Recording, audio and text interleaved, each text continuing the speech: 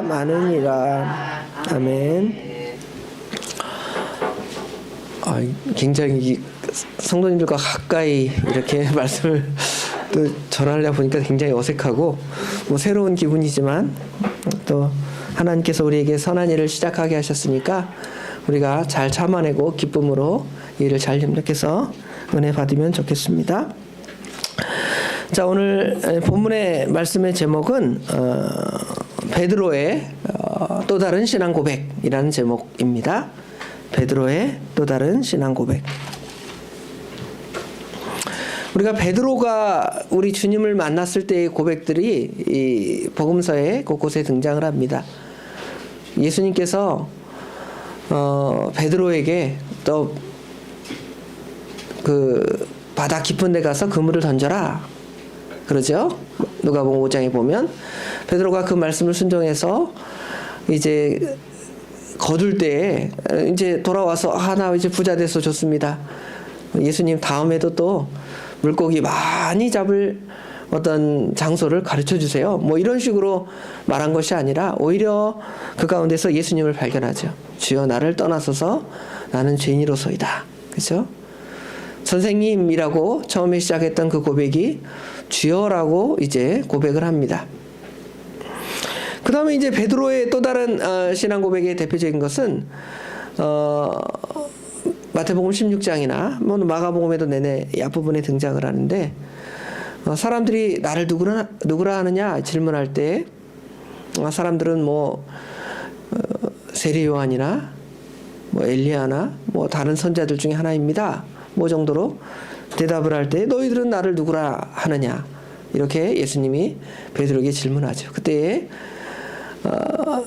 주는 그리스도십니다. 주는 살아계신 하나님의 아들이십니다. 라는 고백을 하고 있습니다.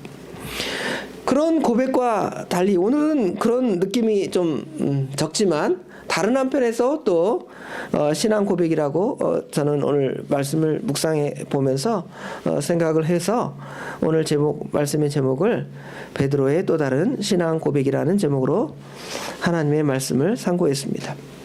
이렇게 제가 제목을 잡은 이유는 이 말씀의 배경과 상관이 있습니다. 이 말씀의 배경은 우리가 잘 아는 대로 여기 17절부터 등장하는 한 부자 청년이 예수님께 찾아와서 영생에 대한 문답을 하죠. 어떻게 보면 모든 것을 다 갖췄습니다. 건강도 젊어서 건강도 있고 또 공부도 많이 했고 관원이고 또 돈도 많고 부족한 것이 없다고 생각을 합니다. 그래서 이런 문제에 대해서 고민할 거 없고 자기는 영생에 대한 답을 다 얻었을 것이라고 생각을 하지만 그 청년은 도리어 예수님께 찾아와서 어떻게 해야 영생을 얻겠습니까? 라고 질문을 하죠. 그런 가운데 이 청년이 이 예수님의 예수님의 답변에 대해서 자신의 영생의 문제에 대한 답변을 찾지 못하고 우리가 잘 아는 대로 22절이죠. 22절에 보면 그 사람이 재물이 많은 고로 이 말씀으로 인하여 슬픈 기색을 띠고 근심하며 갔다 이렇게 말하죠. 왜 그러면 이 사람이 우리 주님께서 영생에 대한 답을 주셨을 때 그 답을 찾지 못하고 근심하여 갔을까를 생각을 해보면 예수님께서 영생에 대한 문답을 할 때 계명 이야기를 또 하시죠. 처음에 시작할 때는 처음에는 물론 예수님을 하나님 한 분밖에 선한 분이 없으시다는 그러한 이야기를 하시다가 첫 번째로 하신 이야기가 계명입니다. 그런데 그 계명은 이 사람이 어려서부터 다 지켰다고 말합니다. 그런데 주님께서 말씀하시기를 21절에 예수께서 그를 보시고 사랑하사 이르시되 네게 아직 한 가지 부족한 것이 있으니 가서 네게 있는 것을 다 팔아 가난한 자들을 주라. 그리하면 하늘에서 보화가 있으리라. 그리고 와서 나를 따르라 하시니 그랬죠. 여기 보면 한 가지 부족한 것이 뭘까요? 한 가지 부족한 것. 사람들이 한 가지 부족한 거 생각하면 그 예수님이 하신 말씀, 너 재산 다 팔아갖고 가난한 자에게 주라, 거기에 초점을 맞출 수가 있습니다. 그러니까 이 많은 재산 다 팔고 나 어떻게 먹고 살아? 여기에 초점이 맞춰 있죠. 그런데 예수님께서는 그것이 중요한 것이 아니라 맨 뒤에 나오는 표현, 그리고 와서 나를 따라라. 그러니까 재산 다 팔아 남 가난한 자에게 다 도와주고 자기 거 모든 거 다 헌신했어도 뭐 하지 않으면, 예수님을 따르지 않으면 사실은 영생이 없고 답이 없는 겁니다. 그런데 많은 사람들은 생각하기를 자기 있는 거 다 팔아야, 내가 있는 거 다 하고 쓸데없이 생각해야 뭘 얻는다고 생각을 해요? 영생을 얻는다고 생각을 합니다. 그러니까 답이 아닌 거죠. 그런데 여기 사실 보면 이거 다 팔아라, 그리고 다 줘라, 그럼 그거 하늘의 상급이 될 거다. 이거는 사실은 두 번째 문제죠. 첫 번째 문제는 나를 따르라, 예수님을 믿으라는 거예요. 그 베드로의 신앙 고백과 같은 고백이 나와야 사실은 영생을 얻고 구원을 얻는다 하는 것이 예수님의 답인데, 우리는 어떻게 생각해요? 내 거 다 팔아야, 내가 다니는 직장 다 때려치고 저처럼 목사를 해야, 아니 전도사를 해야 영생을 얻는다, 이렇게 생각을 해요? 그러지 않습니다. 답은 뭐냐면 모든 것보다, 자기들이 귀하다고 생각하는 모든 것보다 예수님을 가장 귀하게 생각하고 예수님을 따르는 것이, 예수님을 믿고 따르는 것이 그 사람에게 영생이 있고 복이 있다는 것을 우리에게 가르쳐 주는 것이지요. 그런데 그 답을 얻지 못하고 슬픈 기색을 하면서 떠나갔습니다. 예수님께서 우리에게 촉구한, 이 부자 청년에게 촉구한 것은 금욕주의적인 삶, 가난하게 사는 삶, 아무것도 없이 그냥 청밀하게 사는 삶, 그것이 초점이 아니라 예수님을 믿고 따르는 것, 자신이, 베드로가 처음에 고백했던 것처럼 자신이 죄인인 것을 깨닫고, 또 예수님이 아니면 주는 메시아십니다, 그리스도십니다 라고 생각을 한다면, 그 다음에는 그 답을 얻었으니까 어떻게 해야 돼? 마지막에는 예수님을 믿었으니까 예수님을 따르는 거죠. 차례대로 나가는 겁니다. 베드로의 신앙 고백이. 그런 측면에서 보면 베드로가 오늘 28절에 베드로가 여자와 이르되 보소서 우리가 모든 것을 버리고 주를 따랐나이다, 이렇게 할 때 한편으로는 베드로가 예수님 앞에 칭찬을 받고 싶어서 그랬나? 쟤는 저렇게 못하는데 나는 다 버리고 예수님 따랐습니다. 예수님 나를 칭찬해 주세요. 뭐 이런 의도로 이 말을 했는가? 그것이 아니라 예수님께서 말씀하신 대로 아까 다 가난한 자에게 주고 그 다음에 그리고 와서 나를 따르라 그랬는데, 베드로는 실제로 누구를 따랐습니까? 예수님을 예수님을 믿었잖아요. 예수님을 믿는 과정을 보면 아까 처음에 누가복음 5장에 나오는 고기를 많이 잡은 다음에 그걸로 내가 부자 되고, 예수님 다음에 저랑 고기 잡을 때마다 늘 같이 다녀주세요. 어디로 가면 고기를 많이 잡을까요? 그 답을 저에게 주세요. 그런 게 아니잖아요. 오히려 자신이 죄인인 것과 우리 예수님은 그냥 보통 분이 아니시구나, 이걸 깨닫잖아요. 그렇죠? 그 다음에 예수님을 따라다니면서 교육을 받으면서 보니까 예수님이 행하신 많은 이적들과 표적들을 보니까 예수님은 과연 메시아시구나, 하나님의 아들이시구나. 그러니까 다른 사람들은 어떤 위대한 사람이라고 고백하지만 베드로는 당신은 하나님의 아들이십니다, 살아계신 하나님이십니다, 이렇게 고백을 하는 거죠. 그러니까 예수님을 따르는 것이 당연한 것입니다. 그래서 베드로가 여짜오되 보소서 우리가 모든 것을 버리고 주를 따랐나이다, 이 말은 베드로의 그 신앙 고백을 완전히 드러내고 보여줌을 알 수가 있습니다. 과연 우리는 여기 이 말씀을 통해서 모든 것을 버리고 주를 따랐을까?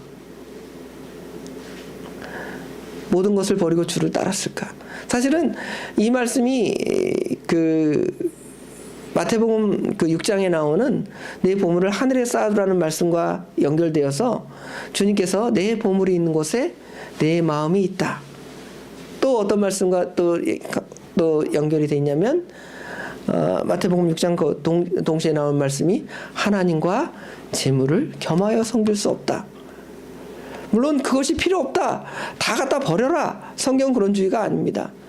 그것이 있어도 너의 마음의 중심에는 예수님이 있고 하나님이 있고 하나님을 믿고 따르는 것이 너에게 가장 중요한 것이다, 이거를 우리에게 분명히 보여주는 것이죠. 그러면 오늘 여기도 보면 베드로가 그런 고백을 하니까 예수님께서 그를 또 칭찬해 주십니다.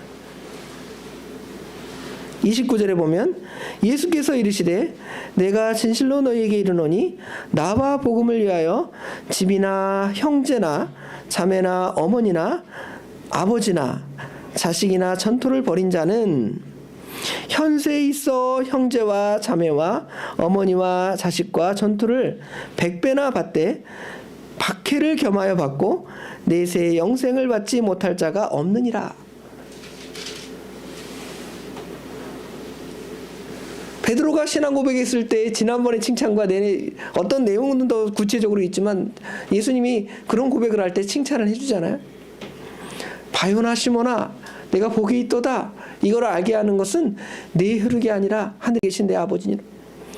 왜냐하면 예수님을 믿고 따르는 것이 그에게 영원한 영생, 생명, 여기 30절 끝에 보면 내세의 영생을 받지 못할 자가 없느니라 라는 그러한 선언이 분명히 베드로에게 있습니다. 이러한 바른 신앙 고백을 하니까 예수님이 어떻게 할 수밖에 없는 거예요? 칭찬을 해줄 수밖에 없는 거예요.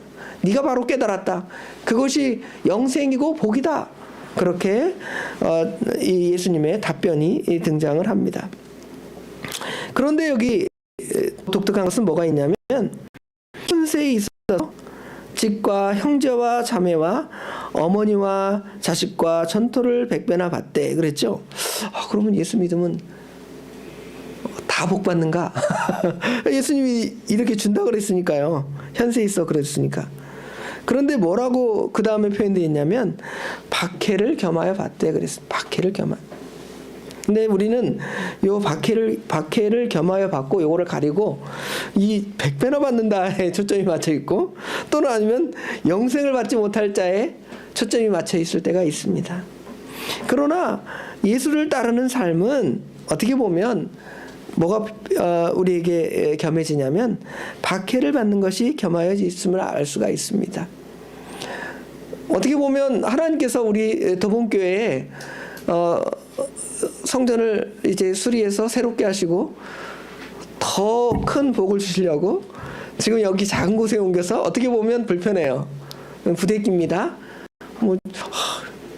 지금 새벽 예배 때 이 정도인데 주일에 오면 어떻게 될까? 사이사이에 끼고 3명, 4명 앉으면 어떻게 될까?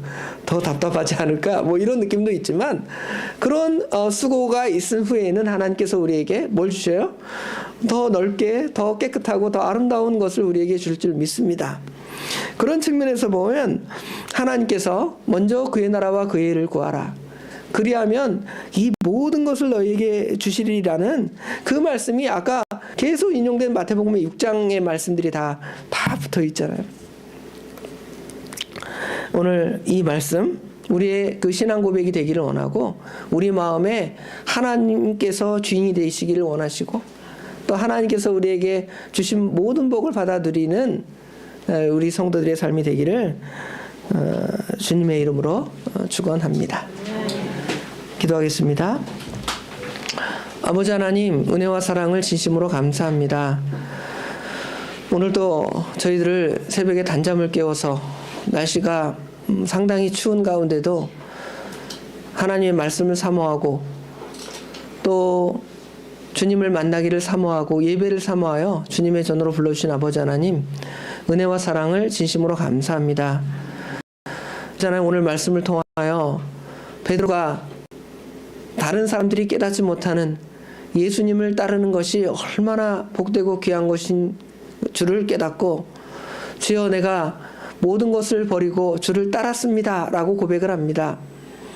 한편으로는 저 부자 청년처럼 예수님을 귀하게 따른 그 상급을 바라는 것처럼 보여지지만, 그것이 아니라 베드로는 예수님이 어떠한 분이신지를 명확히 깨달았기에 나는 죄인입니다. 나를 떠나소서의 고백으로부터 점점 성장을 해서 주는 그리스도십니다.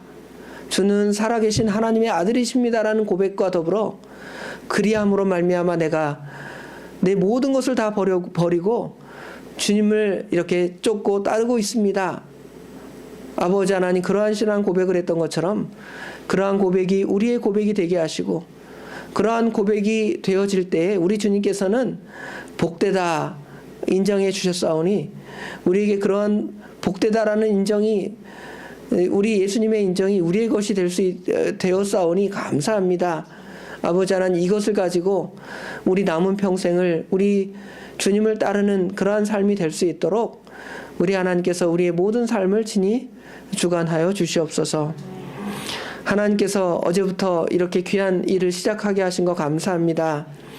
시작하신 분이 우리 하나님이시오니 마칠 그때까지 아무 사건 사고 없이 잘 진행될 수 있도록 도와주시되, 경제적인 부분이나 또는 아버지 하나님 기타 많은 부분에 있어서도 아버지 하나님 좀 어려움이 있겠사오나, 아버지 하나님 그러한 불편을 감수하고 하나님께서 우리 후세들을 위해서 또 많은 사람들에게 복음을 전하는 귀한 아버지 하나님 기회로 삼으려고 하나님께서 하나님의 성전을 수리하게 하시오니 감사합니다.